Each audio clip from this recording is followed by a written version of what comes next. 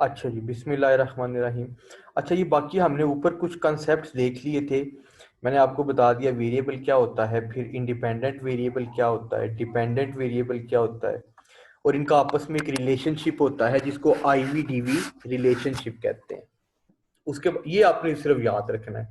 You can change the wording and you can also narrate in your own words. तो समझ रहे हैं जी?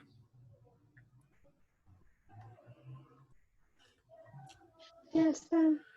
आगे हमने तीसरा पढ़ा मॉडरेटिंग वेरिएबल। ये वो वेरिएबल होता है जिसका सिग्निफिकेंट कंट्रीब्यूटरी या कंटिंजेंट इफेक्ट, दो होते हैं इसके, या कंटिंजेंट होता है या सिग्निफिकेंट कंट्रीब्यूटरी, पॉजिटिव या नेगेटिव ट्रेंड में अफेक्ट होता है। किसके ऊपर? आईवी-डीवी रिलेशनशिप के ऊपर।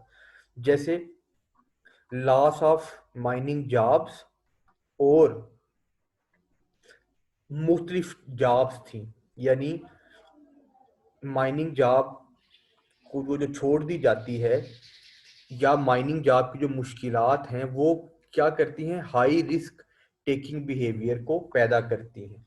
ठीक है, तो आई ये इन्फ्लुएंस कर रहा है हाई या लो रिस्क। जो लो रिस्क टेकिंग बंदा होगा वो, उसकी ये जॉब लास्ट हो जाएगी, जो हाई रिस्क टेकिंग हुआ उसकी ये जॉब हो जाएगी। इसके अलावा जो मॉडरेटिंग वेरिएबल है इसमें ये भी है कि फायरिंग रेंज भी करीब हो, उन लोगों की एजुकेशन भी कम हो, तो उनका जो बिहेवियर होगा वो हाई रिस्क टेकिंग होगा। ठीक है, कि वो इन सब चीजों के, इन मॉडरेटिंग वेरिएबल के बावजूद कौन सी जॉब कर रहे हैं? माइनिंग वाली बात फॉलो कर रहे हैं। आप कोई भी मिसाल ले सकते हैं, ये मॉडरेटिंग वेरिएबल। उसके बाद एक्सट्रीनियस वेरिएबल था जिसका कोई लंबा चौड़ा अफेक्ट नहीं होता आईवी-डीवी रिलेशनशिप पे। उसके बाद हम नेक्स्ट है कंफाउंडिंग वेरिएबल। ये भी कहता है अदर एक्सट्रेनियस वेरिएबल में have a profound impact on ivy-DV relationship. For example, confounding variables, two or more variables that have confounded when their effect on response variable cannot be distinguished from each other। यानी confounding variable वो होते हैं कि जिनके जो impact को क्या ना किया जा सके, डिस्टिंग्विश ना किया जा सके, यानी जिनका मिलता जुलता अफेक्ट हो। जैसे affect of jumping and running on your health. अब जंपिंग का भी इफेक्ट उसी तरह का है, रनिंग का भी इफेक्ट हेल्थ के ऊपर उसी तरह का पॉजिटिव है। और अगर एक इंसान ये दोनों कर रहा है तो इन दोनों का जब हेल्थ के ऊपर इफेक्ट आएगा वो कंफाउंडिंग होगा, क्योंकि हेल्थ जो है वो इन्फ्लुएंस हो रही है जंपिंग करने से भी, रनिंग करने से भी। जब इन दोनों का इम्पैक्ट मिल जाएगा तो वो कौन सा इम्पैक्ट हो जाता है जी? उसको क्या कहते हैं? कौन सा इम्पैक्ट है वो? कंफाउंडिंग। और ऐसे वेरिएबल को क्या कहते हैं? Confounding variable. कंफाउंड का मतलब है दो वेरिएबल के अफेक्ट को जमा कर लेना, ऐड कर लेना। समझ आ रही है बात की?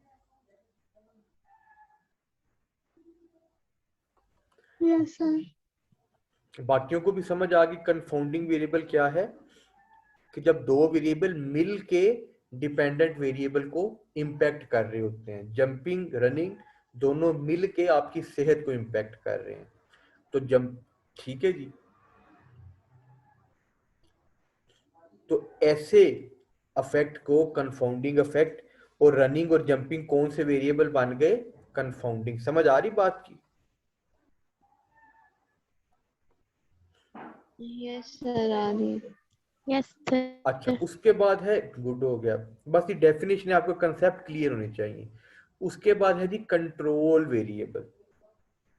कंट्रोल वेरिएबल क्या है? जैसे आपके नाम से जाहिर है कि a control variable is introduced to help interpret the relationship between variable. Control variable क्या है? कि वेरिएबल्स के दरमियान जो रिलेशनशिप है उसको बेहतर एक्सप्लेन करने के लिए, इंटरप्रेट करने के लिए एक वेरिएबल होता है जिसकी वैल्यूज आप बढ़ा या कम ज्यादा कर सकते हैं। मिसाल के तौर पर, among residents with less than a high school education, the loss of high income mining jobs leads to acceptance of high risk behavior to earn a family supporting income। Family को सपोर्ट करने के लिए, जैसे race car driving और nocturnal scavenging, यानी वो कूड़ा cricket से वो खाने पीने की चीज़ें इकट्ठी करना, specially due to proximity of firing range, कि फायरिंग रेंज भी करीब है। तो ये basically alternatively one might think that the type of customers would have an effect on the compensation system's impact on sales productivity। ये एक और relationship है कि जो क्या कह रहा है कि जो कस्टमर्स हैं, द टाइप ऑफ कस्टमर, ये एक variable, would have an effect on compensation systems impact on sales productivity। Sales productivity के ऊपर जो कंपनसेशन सिस्टम है, जो तनख्वाह का निज़ाम है, उसका सेल्स के ऊपर भी इफेक्ट पड़ता है। विद न्यू कस्टमर्स, ये कंट्रोल वेरिएबल है, a switch to commission from a salary compensation system will lead to increase sale productivity per worker। यानी सेल के साथ न्यू कस्टमर के साथ अगर वो क्या दे, कमीशन भी दे, तो इससे क्या होगा, जो सेल्स हैं जो डिपेंड कर रहे हैं किसके ऊपर, कंपनसेशन सिस्टम के ऊपर। और कंट्रोल वेरिएबल इसमें कौन सा है, न्यू कस्टमर।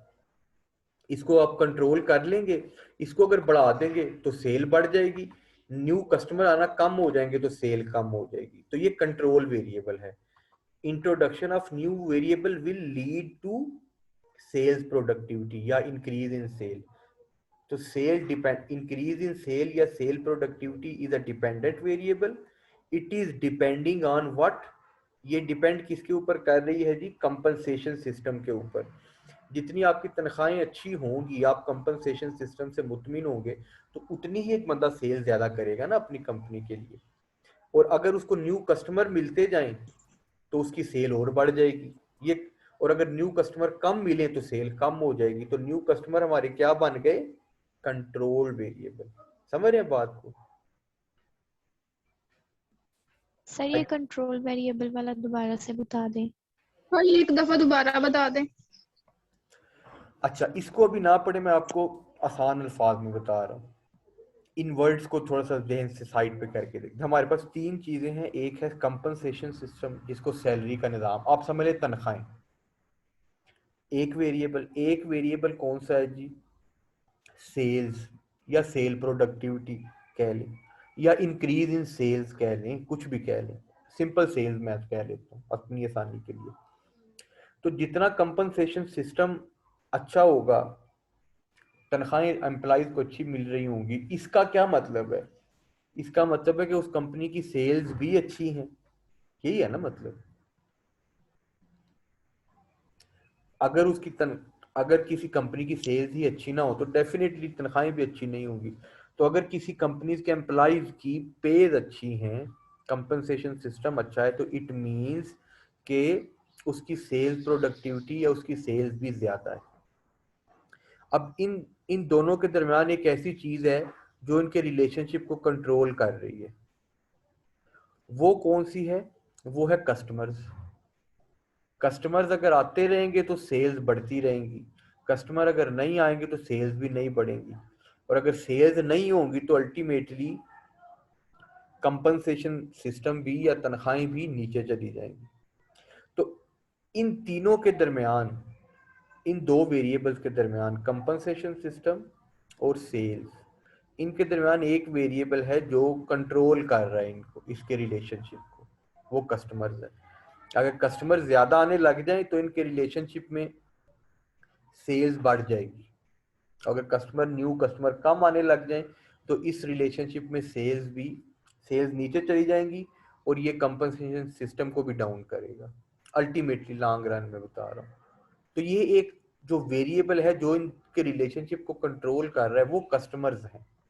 इसको कंट्रोल वेरिएबल कहते हैं। कंट्रोल वेरिएबल एक ऐसा वेरिएबल है which control the DV-ivy relationship of two variable.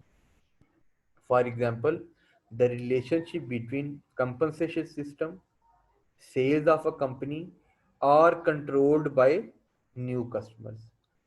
When you get new customers, your sales also increase and your compensation system become more stronger, और contrary होगा तो compensation system at the end weak होगा, क्योंकि new customer अगर नहीं आएंगे जो कि कंट्रोल वेरिएबल है तो वो सेल्स भी नीचे चली जाएंगी और कंपनसेशन सिस्टम भी। तो न्यू कस्टमर जो हैं ये कंट्रोल वेरिएबल है, ये आईवी को भी कंट्रोल कर रहा है, कंपनसेशन सिस्टम को, और डीवी को भी कंट्रोल कर रहा है, सेल्स प्रोडक्टिविटी को भी। बात फॉलो कर रहे हैं? Yes sir. तो ये जो मैंने अभी उर्दू में आपको बताया ये आपको आना चाहिए। जब ये समझ आएगी फिर आप पैसेजेस को पढ़ेंगे तो आपके माइंड में लिंक बनना शुरू होगा। ठीक है जी, अभी इसीलिए इसको स्लो यस कर सर। रहा हूँ कि ये चीजें आपके माइंड में बैठती रहें।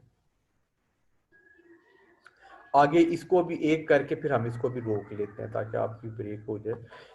आगे है an intervening variable. This is a conceptual mechanism through which the IV and mediating variable might affect the DV, या द इंटरवीनिंग वेरिएबल आईवीवी। ये वैसे एमकॉम लेवल तक तो नहीं इस तरह के पूछते, लेकिन स्टिल आपको पता होना चाहिए intervening variable IV, IV intervening V variable. ये क्या है? that factor which theoretically affects the observed phenomena but cannot be seen, measured or manipulated. Its effect must be inferred from the effect of independent and moderator variable on the observed phenomena. यानी intervening variable बेटे ऐसे variables होते हैं जिनका आप affect तो देख सकते हो लेकिन उनको मेजर नहीं किया जा सकता। जैसे आप किसी के पेरेंट्स अमीर हैं तो उसका अफेक्ट आप देख सकते हैं उनके बच्चों के लाइफस्टाइल पे, ठीक है जी, लेकिन वो आप मेजर नहीं कर सकते कि जरूरी नहीं है। यानी हो सकता है उसके पेरेंट्स अमीर हों लेकिन वो बच्चों को उन्होंने सख्ती की हो, ठीक है, या किसी माँ का अपने बच्चे के लिए कितना प्यार है इसको आप फील तो कर सकते हो बच्चे की नज़रों से, या उसके वो अपनी माँ के बगैर 2-3 घंटे भी नहीं गुजारता, कहता नहीं मैंने जाना है, तो फील तो कर, लेकिन उसको मेजर नहीं किया जा सकता। तो इंटरवीनिंग वेरिएबल कौन से हैं? जो थ्योरेटिकली अफेक्ट करते हैं ऑब्जर्व्ड फेनामिने को। वो बच्चे के ऊपर इफेक्ट तो हो रहा है लेकिन कि भाई मैंने अपनी माँ के पास जाना है, लेकिन वो कितना उसका दिल कर रहा है, it can not be seen, measured और मैनिपुलेटेड। उसको मेजर नहीं किया जा सकता, देखा नहीं जा सकता, चेक नहीं किया जा सकता कि इसका 10% दिल कर रहा है अपनी वालदा के पास जाने को, 20% या 100%। समझ रहे हैं इसका जो ये थ्योरेटिकल एक असर करता है। Are you getting my point? Yes sir. तो ये इंटरवीनिंग वेरिएबल एक क्या है?